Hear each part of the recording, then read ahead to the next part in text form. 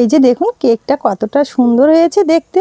Cake আমরা সকলেই খেতে খুব পছন্দ করি, তবে সেই কেকটা যদি এইভাবে বাড়িতেই তৈরি করে নেওয়া যায় খেতে কিন্তু দারুণ লাগে। কতটা নরম তুলতুল আর স্পঞ্জি হয়েছে দেখুন, ভেতরটা একদম ড্রাই ফ্রুটে ভরা, খেতে কিন্তু দারুণ লাগে। একবার হলো আমার মতো করে কেক বাড়িতে তৈরি করে দেখুন, প্রথমবারই কিন্তু আপনারা একদম পারফেক্ট নরম তুলতুলে কেক বানিয়ে নিতে পারবেন, মুখে দেওয়ার সাথেই মিলিয়ে যাওয়ার মতো। নমস্কার বন্ধুরা, নতুন পর্ব দেখার জন্য আপনাদের জানাই স্বাগত কাজলি ভিলেজ ফুড রান্নাঘরে। প্রতিদিনের মতো আজকে আবারও নতুন রেসিপি নিয়ে চলে এসেছি। আজকে খুবই সহজভাবে বাপুজি কেক বানিয়ে দেখাবো। আশা করছি আজকের রেসিপিটি আপনাদের কাছে অনেক বেশি ভালো লাগবে।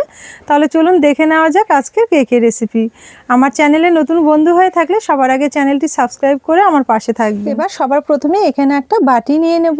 এবার বড় বাটিতে নিয়ে নেব এখানে দুটো ডিম ভেঙে নিয়েছি। এবার দুটো ডিমই নিয়ে নেব বড় বাটিতে। আর নেব এই ছোট বাটি মেপে হাফ বাটি সাদা তেল। যে বাটি মেপে আমি তেল নিয়েছিলাম সেম বাটি মেপে নিয়ে নেব এক বাটি চিনির গুঁড়ো। তো এখানে চিনিটা আমি মিক্সিতে একটু গুঁড়ো করে নিয়েছি, এতে করে কেকের ব্যাটারটা কিন্তু অনেকটা সফট হবে। আর নেব কয়েক ফোঁটা ভ্যানিলা এসেন্স। এটা হাতের কাছে থাকলে কেক তৈরিতে অবশ্যই একটু ব্যবহার করবেন, এতে করে ডিমের যে আষ্টে একটা গন্ধ থাকে সেটা কিন্তু কাটিয়ে যায়। আর যদি না থাকে তাহলে সেক্ষেত্রে একটু এলাচ গুঁড়ো ব্যবহার করবেন। এবার একটা হুইস্কের সাহায্যে সব কিছু একটু ভালো করে ফেটিয়ে নেব। আচ্ছা, এখানে আমি কেক তৈরির জন্য দুটো ডিম ব্যবহার করেছি। আপনারা যদি কেকটা নিরামিষভাবে তৈরি করতে চান সেক্ষেত্রে ডিমের পরিবর্তে আপনারা চাইলে কিন্তু 1 কাপ টক দই ব্যবহার করতে পারেন। তবে টক দইটা নেওয়ার সময় অবশ্যই কিন্তু রুম টেম্পারেচার করে নিতে হবে। এই যে দেখুন এখানে খুব সুন্দরভাবে মিশ্রণটা আমি একটু ফেটিয়ে নিয়েছি, সব কিছু একসঙ্গে ঠিক এইভাবেই একটু ফেটিয়ে নিতে হবে। এবার নিয়ে নেব এই ছোট বাটি মেপে 2 বাটি ময়দা।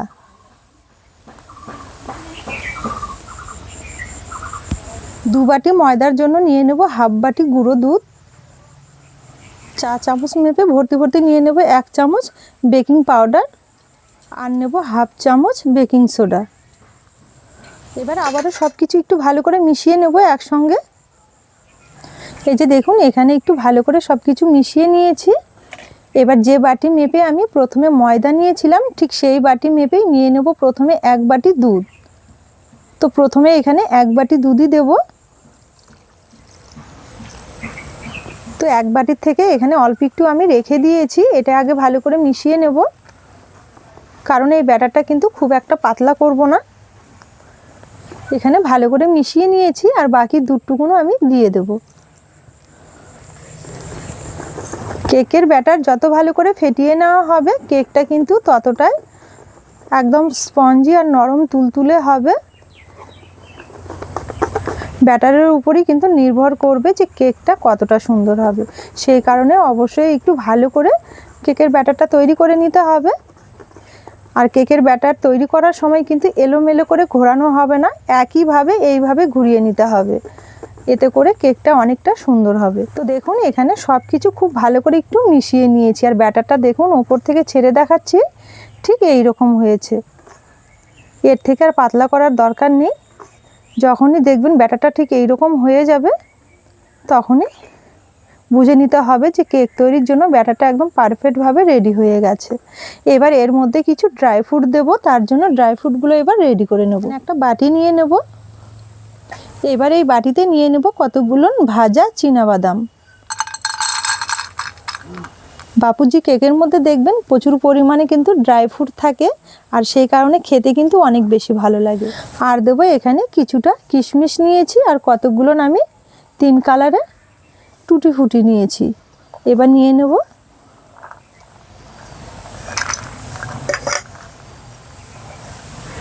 এবার এই ড্রাই ফ্রুটসের মধ্যে দিয়ে দেবো 1 চামচ শুকনো ময়দা। এই শুকনো ময়দাটা দিয়ে খুব ভালো করে একটু মিশিয়ে নেব। এই কাজটা কিন্তু অবশ্যই করতে হবে, ময়দা দিয়ে অবশ্যই কিন্তু একটু কোট করে নিতে হবে, নইলে দেখবেন কেকটা যখন ব্রেড হতে দেবেন তখন কিন্তু এই ড্রাই ফ্রুটসগুলো একদম নিচে পড়ে যাবে আর খুব একটা কিন্তু ভালো হবে না, এক জায়গায় জড়িয়ে যাবে। আর এইভাবে একটু ময়দা দিয়ে কোট করে নিলে দেখবেন ড্রাই ফ্রুটসগুলো কেকের সব জায়গায় থাকবে সমানভাবে আর খেতে অনেক বেশি ভালো লাগবে। সেই কারণে অবশ্যই এখানে একটু কোট করে নিতে হবে শুকনো ময়দা দিয়ে। এবার ব্যাটারের মধ্যে ড্রাই ফ্রুটসগুলো নিয়ে নেব।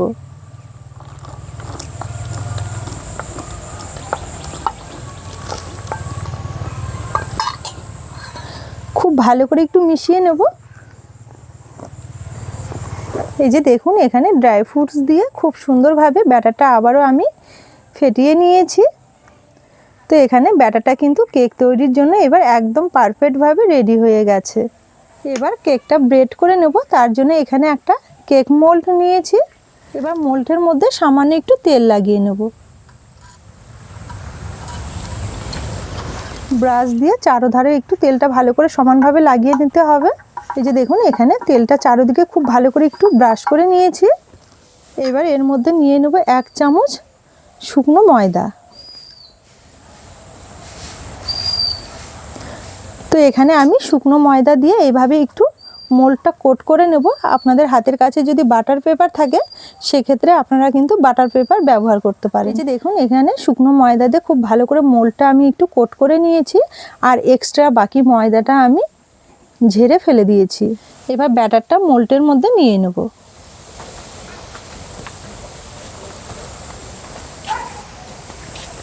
এই যে দেখুন এখানে ব্যাটারটা আমি খুব সুন্দরভাবে ঢেলে নিয়েছি পুরোটাই। এবার এইভাবে একটু ঝাঁকিয়ে নেব, ভেতরে হাওয়া থাকলে সেটা বেরিয়ে যাবে। অবশ্যই কিন্তু এই কাজটা একটু করে নিতে হবে। ব্যাটার কিন্তু এখানে পুরোপুরি ভরে দেওয়া যাবে না, তবুও কিন্তু এখানটায় আমার ব্যাটারটা একটু বেশি হয়েছে, আর একটু কম হলে ভালো হয়। এই যে দেখুন এখানে আমি খুব সুন্দরভাবে একটু ঝাঁকিয়ে নিয়েছি। এবার কেকটা ব্রেড করতে দেব। এবার কেকটা ব্রেড করে নেব। তার জন্য উনুন জেলে একটা কড়াই বসিয়ে নিয়েছি। কড়াইয়ের মধ্যে নিয়ে নেব একটা স্ট্যান্ড। মাঝখানে সমান করে একটু বসিয়ে নিতে হবে। এবার কড়াইটা একটু ভালো করে গরম করে নেব। তো কড়াইটা আমি এখানে 2 থেকে 3 মিনিট ভালো করে একটু গরম করে নিয়েছি। এবার এই কেক মোল্ডটা স্ট্যান্ডের মাঝখানে বসিয়ে নেব। একটু সমান করে বসিয়ে নিতে হবে। এবার একটা থালা দিয়ে ভেতরটা এভাবে ঢেকে নেব।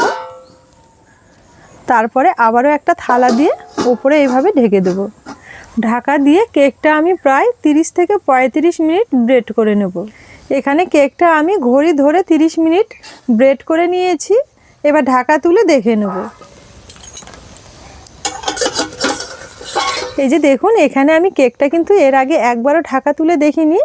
এখনই আমি ঘড়ি ধরে 30 মিনিট পর ঢাকাটা তুলে দেখছি। একদম কালারটা কত সুন্দর এসেছে, আর কেকটাও কিন্তু খুব সুন্দরভাবে ব্রেড হয়ে গেছে। তবুও আমি চেক করার জন্য এখানে একটা কাঠি ব্যবহার করছি। এই কাঠিটা এইভাবে একটু গেঁথে দেখে নেব। যদি দেখেন কাঠিটা একদম ক্লিন চলে আসে তাহলে বুঝে নিতে হবে যে কেকটা খুব সুন্দরভাবে ব্রেড হয়ে গেছে। তো দেখুন এখানে কাঠি কিন্তু খুব সুন্দরভাবে ক্লিন চলে এসেছে, তার মানে বুঝে নিতে হবে কেকটা খুব সুন্দরভাবে হয়ে গেছে।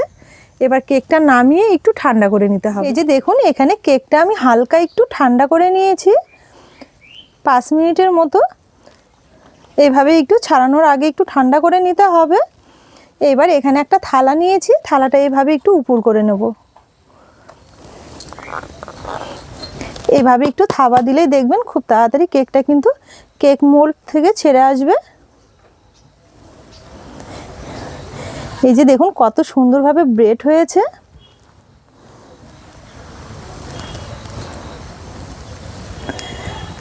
কতটা সুন্দর লাগছে দেখতে দেখুন। এই যে দেখুন এখানে কেকটা আমি খুব সুন্দরভাবে ছাড়িয়ে নেওয়ার পর একটা থালার মধ্যে নিয়েছি। এবার এখানে কেটে নেওয়ার জন্য একটা ছুরি নিয়েছি। এবার যেহেতু আমি বাপুজি কেক তৈরি করেছি সেই কারণে একটু এইভাবে পিস পিস করে কেটে নেব।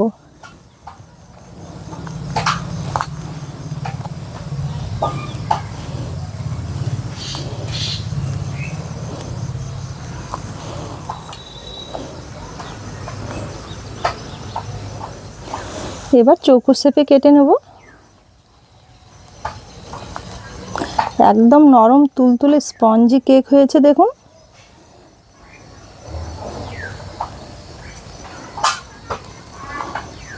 এই যে দেখুন এখানে খুব সুন্দরভাবে কেটে নিয়েছি। এবার একটা থালার মধ্যে সাজিয়ে নেব। এই যে দেখুন এখানে খুব সুন্দরভাবে একটা থালার মধ্যে তুলে নিয়েছি, আর কতটা সুন্দর লাগছে দেখতে দেখুন।